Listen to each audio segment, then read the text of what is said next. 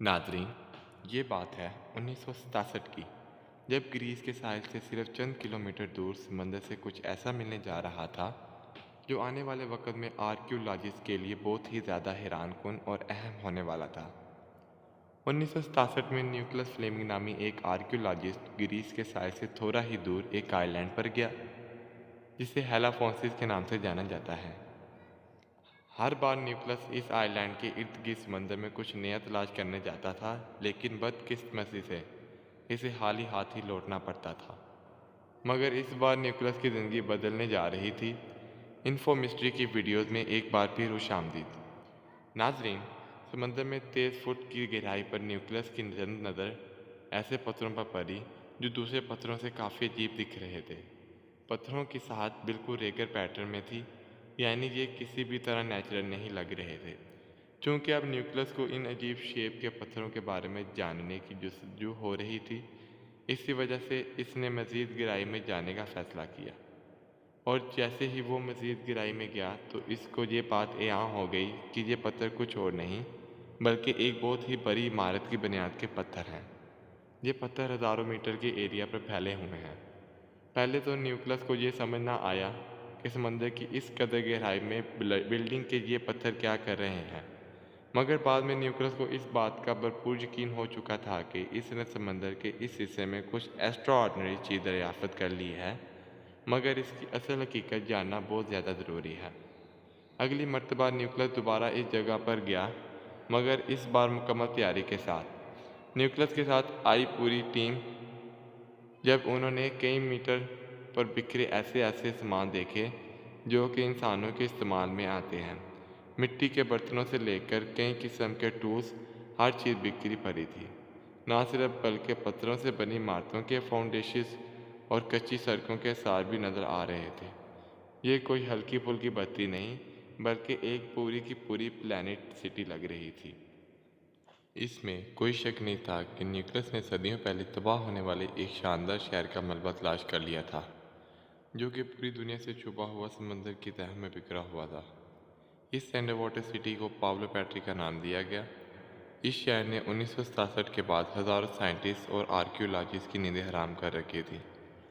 ये पूरा शहर कितना बड़ा था, यहाँ पर बसने वाले लोग किस दौर में यहाँ बात थे, क्यों इन्होंने इस रिमोट एरिया पर पूरी प्लानिंग के साथ इतना शानदार शहर तमीर किया, और सबसे अहम बात यह है कि क्या ये वही एटलांटिस तो नहीं जो अफलातून के मुताबिक 11,000 साल पहले खौफनाक तबाही का शिकार हुआ था। यही वो सारे सवालात थे जिन्होंने पाब्लो पैट्री की डिस्कवरी के बाद जन्म लिया था, और कई बरस बाद भी कोई भी शख्स इन सवालों के जवाब तलाश करने में कामयाब ना हो सका था। लेकिन जैसे जैसे टेक्नोलॉजी का दौर आता गया, एक बार फिर पाब्लो पैट्री पर रिसर्च शुरू कर दी गई। यूनिवर्सिटी ऑफ नोमेगम से ताल्लुक़ रखने वाले डॉक्टर जॉन एंडरसन ने टेक्नोलॉजी की मदद से इस अंडर वाटर सिटी पर मज़ीद तहकीक शुरू कर दी। रिसर्च के दौरान इन्हें जहाँ पर बसने वाले इंसानों के इस्तेमाल की मज़ीद कुछ चीज़ें भी मिलीं। टूटे फूटे मिट्टी के बर्तन एक साथ बिखरे पड़े थे, जिसे देखकर ऐसा लग रहा था कि हज़ारों साल पहले आबाद किसी शख्स का ये बावर्ची खाना था।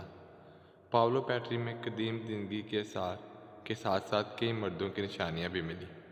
यहाँ रिसर्चर्स को 50 के करीब कई साइड की कब्रें भी मिल चुकी हैं। ग्रीस के साहिल चंद किलोमीटर दूर इस अंडर वाटर सिटी में इंसानों के बसने के सबूत तो मिल चुके थे, लेकिन माज गोताखोरी की मदद से इस शहर की असल हकीकत को मालूम करना मुश्किल था।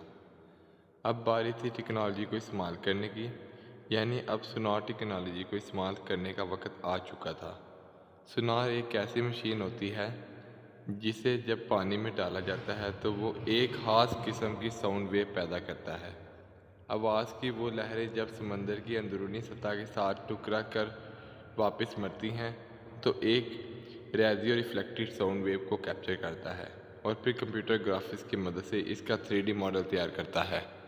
पाब्लो पैट्री के इस 3D मॉडल ने इन तमाम हक़ाइक़ से पर्दा हटा दिया था जिनका जान पाना गोताखोरी से नामुमकिन था। 3D मॉडल में इस गर्कशुदा शहर की हैरतअंगेज़ मंजर को देखकर इस पर यकीन करना नाहित मुश्किल था। पानी जो कि असल हकीकत को छुपाए हुए था वो अब हट चुका था। सारी चीज़ें अब साफ साफ दिख रही थीं। 3D मॉडल में आप इन बिल्डिंग्स की बुनियादों को देख सकते हैं जो इस दौर में बनाई गई थीं। इनमें छोटे छोटे घर भी थे और बड़ी बड़ी इमारतें भी। इस शहर में वो तमाम आसाइशें मौजूद थी जिन्हें हम दौरे जदीद की पैदावार समझते हैं, जहाँ मार्केटें, प्लेग्राउंड, पार्क्स और शराबखाने भी मौजूद थे। लेकिन सबसे हैरानकुन बात यह थी कि जहाँ तमाम बिल्डिंग्स यकसां पैटर्न में बनी हुई थी, जैसा कि आजकल मॉडर्न शहरों में होता है। यानी कि ये मिस्टीरियस अंडर वाटर सिटी इंसानों की ऐसी सिविलाइजेशन के हाथ में थी। यहाँ काफ़ी नज़्म ज़ब्त पाया जाता है। ये तमाम बिल्डिंग फाउंडेशंस 20 एकड़ के रकबे पर फैली हुई थी, और जब अंदाज़ा लगाया गया तो मालूम पड़ा कि यहाँ औसतन 5000 लोग आबाद थे।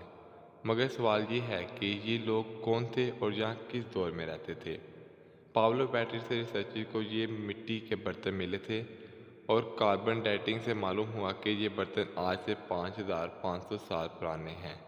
कार्बन डेटिंग इस साइंसी तरीक़ाकार को कहते हैं जो फॉसिल की उम्रों को मालूम करने में मदद देता है। चूँकि कई दीगर जगहों से मिलने वाले सार कदीमा से ये बात यहाँ है कि मिट्टी के बर्तन ब्रोंज एज में बनाए जाते हैं। इसलिए रिसर्चर्स को इस बात का पूरा यकीन हो चुका था कि ये शहर आज से 5500 बरस कबल आबाद था। ये इंसान के लिए बहुत ही इनकलाबी दौर था। इस दौर में लोग पत्थरों से घर बनाया करते थे। कंप्यूटर ग्राफिक्स की मदद से पाब्लो पैट्री के मिलने वाले लेआउट को जब रीडिज़ाइन किया जाए तो वो कुछ यूँ दिखेगा। इतना रिमोट लोकेशन पर इतनी मेहनत के साथ इस कदर खूबसूरत शहर आज इस जगह क्यों तमीर किया गया था। इसके पीछे एक ऐसा राज पोशीदा था जो अनकरीब फाश होने वाला था।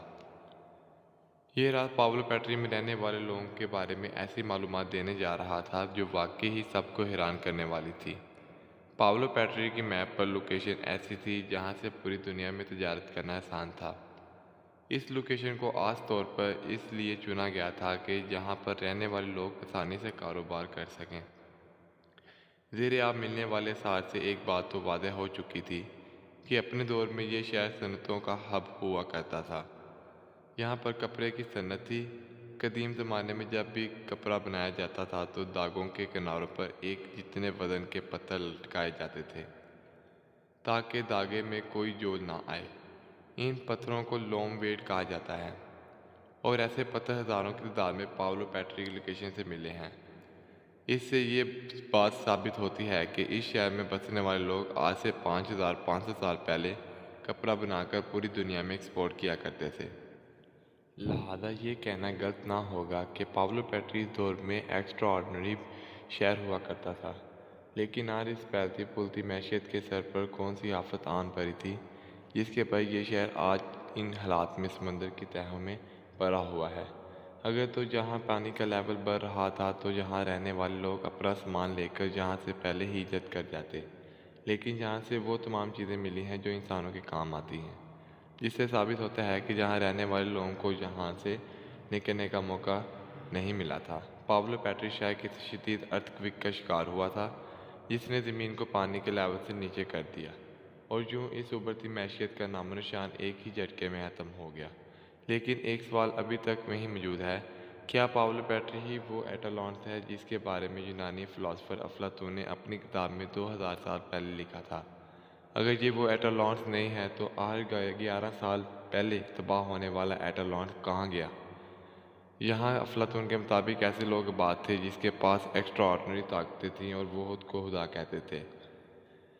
उम्मीद है इन्फो मिस्ट्री की ये वीडियो आप भरपूर लाइक और शेयर करेंगे, और कमेंट्स भी और सब्सक्राइब भी इस शानदार वीडियो के लिए आप ज़रूर देंगे। Thank you.